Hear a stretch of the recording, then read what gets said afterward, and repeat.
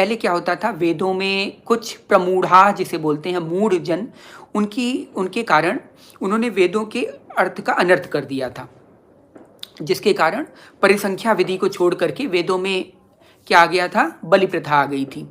वेदों में मुंड देने की स्थिति आ गई थी कि मतलब भगवान को मुंड, अब मुंड देने का अर्थ क्या बताया गया, मुंड देने का अर्थ मतलब इस शरीर जहाँ से हम सोचते हैं ना, विचारते हैं, बुद्धि, उसको दे देने का, उसको भगवान को दे देने का प्रारूप बताया गया। लेकिन यहाँ पे लोगों ने समझा कि हमें बलि करना है। जैसे पशुपतिनाथ में बलि होती है, बहुत बलियाँ होती हैं। तो ये पशु कौन है?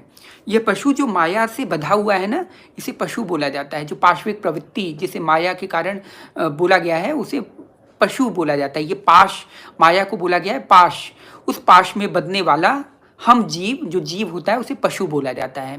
और इसके जो पति होते हैं, पति मतलब भगवान, तो ये तीन चीज बोला गया है, पशु, पाश और पति। ठीक है, इन तीनों की अवस्था से जो है चलता है, मतलब जो जैसे पशु है, पशु वही बोला जाता है जो पाश से बंधा हुआ है, मतलब माया के जो अधीन है, जो मायाधीन जीव है, उन्हें पशु बोला जाता है।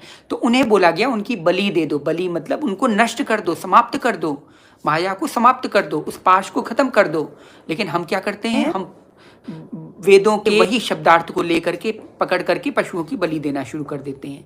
तो यही जो है वेदों में बलि प्रथा आ गई थी कि शक्ति को बलि दी जाती है, तभी माता रानी प्रसन्न होंगी। तो माता रानी, आप सोचिए कि जो समस्त शक्ति, उनको भेड़ बकरियों की कमी है, उनको रक्त की कमी है, उनको क्या कमी है, वही सारे हमारे अंतःकरण, हमारे सेल्स में प्रविष्ट होकर के सारी चीज़ें बना रही हैं। उनको किसी भेड़, बकरी, गाय, मुर्गा या किसी चीज़ की ऐसी कमी होगी जो बलि मांगेंगी? वो किस लिए बलि मांगेंगी? बलि तो हमारे बुद्धि का मांगती हैं कि भाई अपनी बुद्धि इस आध्यात्मिक क्षेत्र में मत लगाओ, अपनी बुद्धि का समर्पण करो, अपने मन का समर्पण करो, अपनी चित्त वृत्तियों का समर्पण करो।